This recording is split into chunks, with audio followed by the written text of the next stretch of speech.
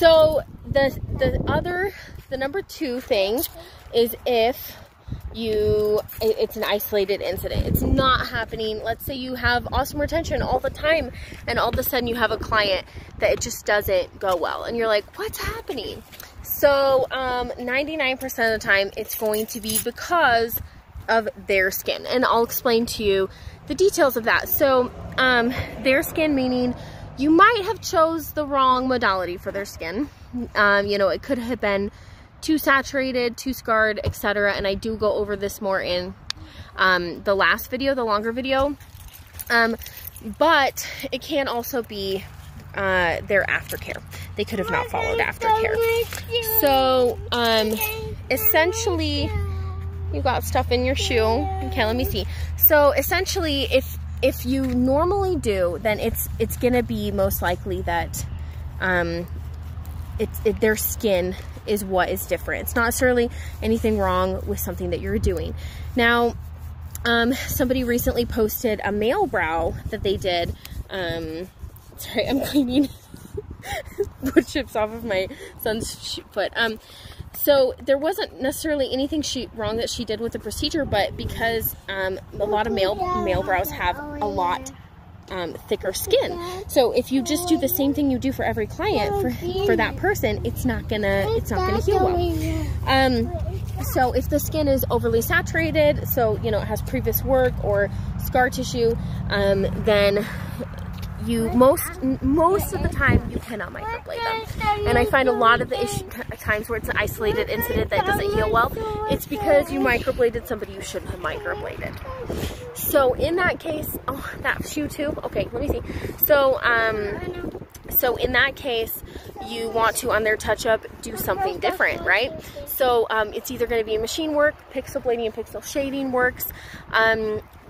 The nice thing about pixel blading and shading that I'll mention is because it has those protective teeth so that when you tap, it doesn't go too deep.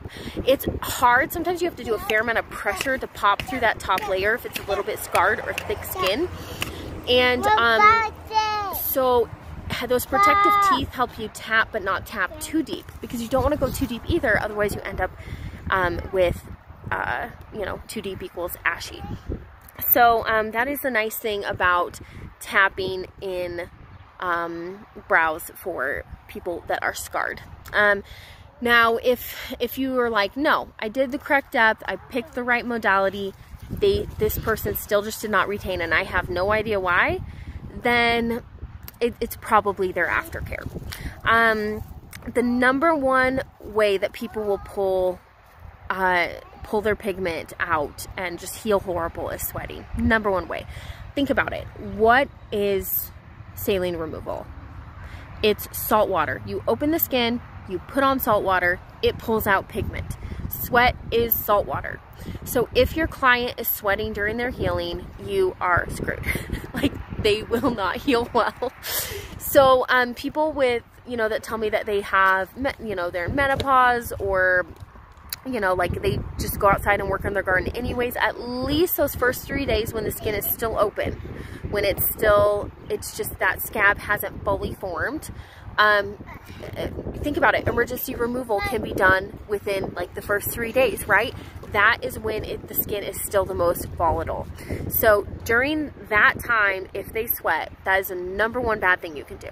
There are a lot of other random issues that if I have somebody really heal wrong, I'm like, no, I did everything right. Then I will sit down and I will literally ask them everything that they put on their face. Like, I'll be like, hey, I need to know night creams, what you wash your hair with, like everything from here up. Like, I need to know every, like, you know, you can tell me, hey, mascara, foundation, you know, give me the basics of your makeup, but like if it's a cream, a wash, whatever, I need to know everything you put on your face. And really the answer should be like nothing, right? But you say it that way so that because if you say you didn't put anything else on your face, right? They'll say no. So you have to ask it that way. Be like, so I just need a list of everything you put on your face. And then you'll find out all these other things that they were putting on their face. Then you need to be like, look, for the, you know, week before and 2 weeks after, you can't do that or you're not going to have good retention. But this is why I charge for touch-ups, because I've learned that if they don't pay for their touch-up, then if they don't have like a responsibility if it doesn't affect their pocketbook, they don't care if they heal well. They're like, that's okay, I'll just come back and you'll have to do it again. Like, they have this this mentality of like, if I don't heal well, it's your fault. And I like to put the responsibility back on them. Be like, okay, well, I mean, if you want to keep using those anyway and whatever, that's why you healed with 50% of your pigment. So just know you're going to be a third touch-up person. That's going to come out of your pocketbook. And then guess what? Magically, they heal so much better the second time. Every time. The only other thing that can be a factor, many pigment lines use iron oxides. Iron oxides are so natural to the body that if a client is low iron, I should have said this before, like 6 minutes into this video, I'm sorry. If the client is low iron, their body will actually absorb it like it is a vitamin.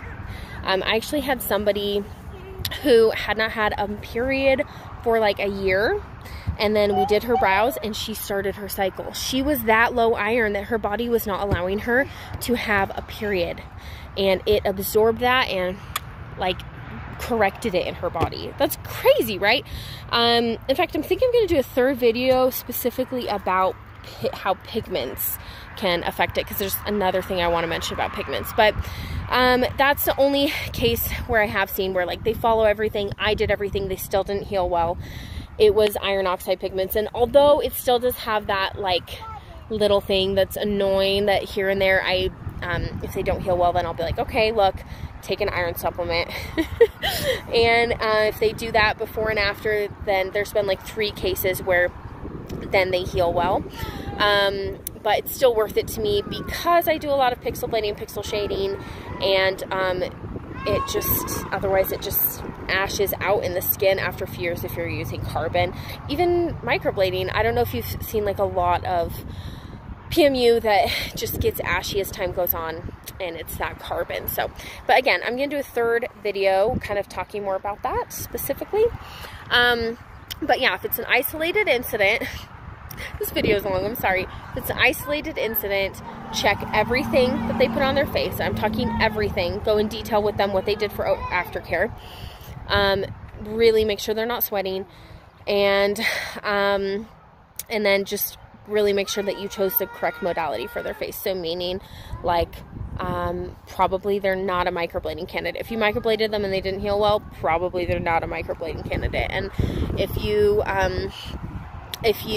pixel bladed or pixel shaded and you still might not have gone deep enough in their skin, for their skin, if it's like overly scarred. So, you know, go up that blaze size. So if you did like Pixel Me, then go ahead and jump up to that Shade Me single row. Those needles actually go just a tiny bit deeper than even the double row shader.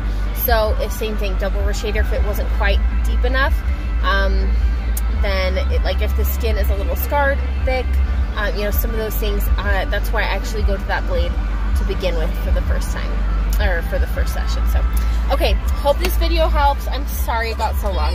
Okay, bye.